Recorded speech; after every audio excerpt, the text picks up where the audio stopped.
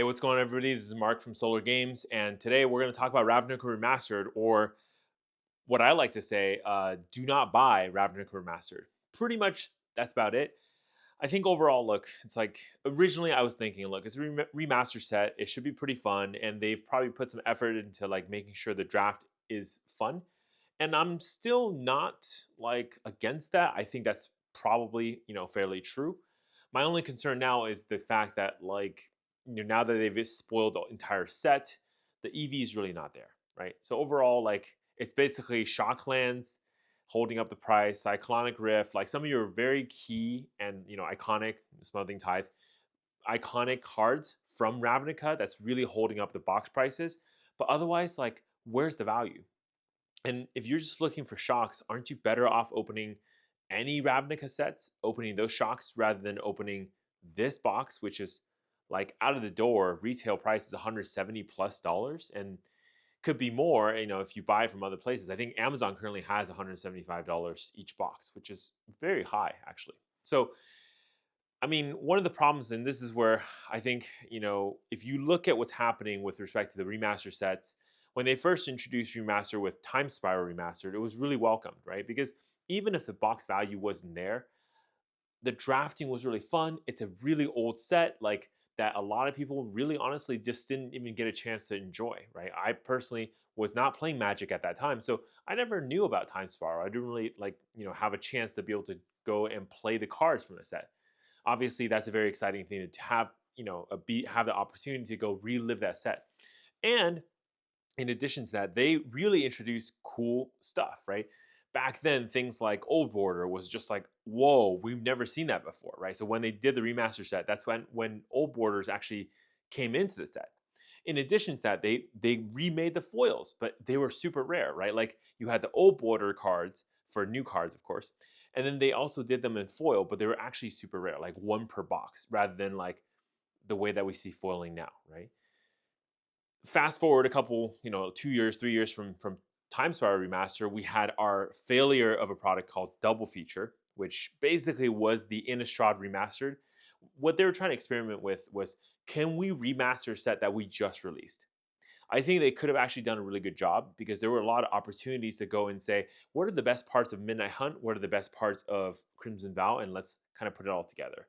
I think that product was really rushed. I think that product really didn't have enough time to go through Q&A. I mean, very basic stuff like making sure that duplicate cards aren't printed both in one and both sets, right? There are cards that were in both sets that were just literally added. They literally smashed the two sets together rather than doing any sort of curation and thinking about mechanics.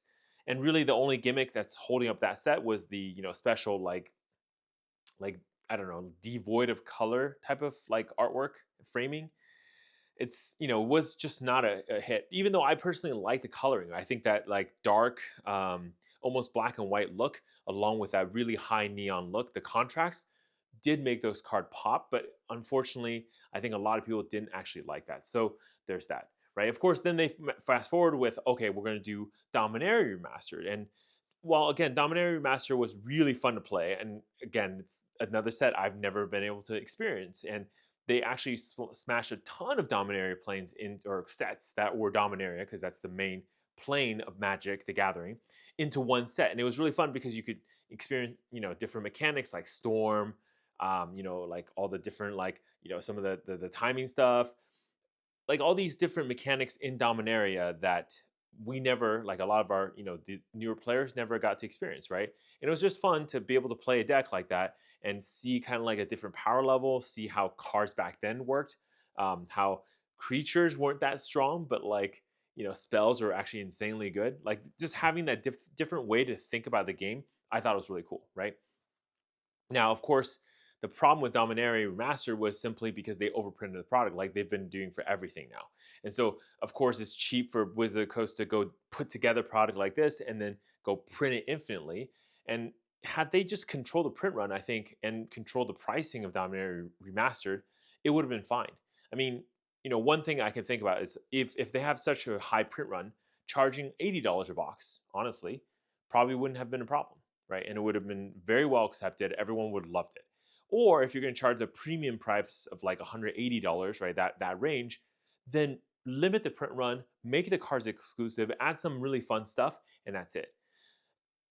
That's not what they did. Instead, they did this thing where it's like expensive at first, but obviously because there were so many product out there, that price tanked. And again, like I mentioned in this different video, last week I went to a card store locally here, in Bay Area, and I saw Dominaria Remaster boxes for 75 each, right? Sealed booster boxes, and it's like it's not a bad draft set, but it's just like so toxic now that a lot of stores they don't want to hold that on their inventory. They rather get rid of it, even if they lose money on a set like this, right? So now fast forward again, we're in coming into like 2024, and Wizard of the Coast is announcing Ravnica Remastered, which again, Ravnica Remastered is kind of fun, right? It's a cool plane. It's actually one of the first planes that got a lot of reception. In fact, you think about like Magic, right? Think about all of our, the words that we use to describe colors, right? They come from the guilds, right? Orzhov, Golgari, those kind of things, right? So these things really do mean something to the players. Absolutely. Ravnica changed Magic forever. Like dual color had so much meaning after Ravnica. But the problem is a lot of the cards just don't have value. Plus, we've been to this plane essentially like 3 times, right, over the past like 20 years. And we're about to go to it again, like next year, with like the Karlov Manor murder mystery thing. And so I don't really know like what this whole idea is. And I know I get it. Like everyone's like, oh, but Mark, there's like anime cards and there's old borders. But this is the problem. Like Wizard of the Coast has to go and sell a set through gimmicks, not through the purity of a good set, and not through honestly pricing power. Imagine if they could say, hey, this is a really fun set. We know you're going to enjoy it, and here it is. It's a gift to the players, $80, right? Because it's a reprint set. Like if you're going to reprint, might as well reprint and make it available for people, right? At this point, we're reprinting every card to 0 anyways. Just go faster. Print, like actually print to 0. Don't do this weird thing where you're like, but the EV of the box is this, so I have to charge this price. Actually, just lower it, right? Lower the price, like really make it low, so that like the players, like, because people like me, the collectors, the people who are like investing in this stuff, who holding inventory, we're already going to be angry anyways, right? You reprinting cards that are key, we're not going to be happy anyways. So might as well make the players who are on the other side of this conversation much happier by giving them something they want for very cheap. I mean, essentially, this is almost that stupid like Magic 30 conversation again, right? Where you want to reprint these cards so like Commander players have access to them, but you don't want to do it so much that like you piss off old collectors, and you end up instead pissing off everyone because the collectors didn't want you to reprint dual lands, and then the players are like, what the fuck? Like, why are these things at $1,000? And that's the thing that Wizard of the Coast continues to not understand. And unfortunately, these decisions is now culminating in what I think to be the end of the remaster line. I think if Ravnica Remastered flops, which I'm now like 90% sure it's going to flop, it's going to look really bad for 2 reasons. One, it's Ravnica. Like Ravnica does not flop. Okay, Ravnica has shock lands. These things will last for a long time. So the fact that Ravnica will flop because of this is really bad. And of course, Wizard of the Coast internally, they're like finance people, the bean counters are going to say, "Hey, this set sucks. People are not going to want it." Blah blah blah blah blah. That's number one. Number two is I think the remaster sets are going to be over forever. But the problem is remaster sets in of itself is actually pretty good. I think the remaster sets are kind of fun. They give new players an experience to go enjoy a set that they never had the chance to go purchase, right? And now, like, if you go out there to try to buy like a booster box of Guilds of Ravnica, Dissension, or Guild Pack, like that's gonna be way too expensive. You're not gonna be able to buy this thing, right? So being able to play cards from that era in a draft format, it's not possible without this product. So I actually think the remaster product served a very unique purpose. I just hate the fact that like we can't make that purpose come true because somebody needs to get their money.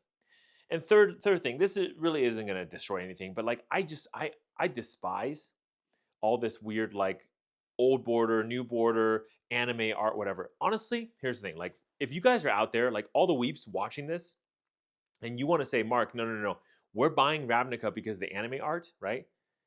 Then I'm going to tell you this right now: just go play anime card game.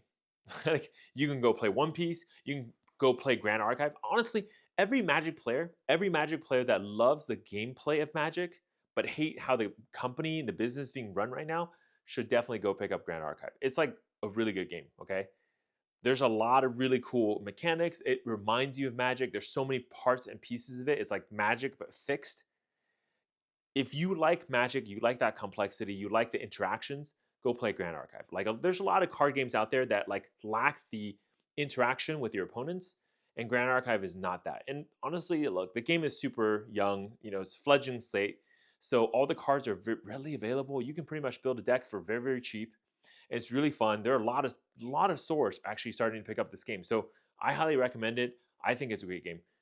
But anyways, this video is about Magic, not Grand Archive. So my, conclusion, my recommendation for Ravnica Remastered, if you like certain cards, go buy the singles. They're going to be very cheap.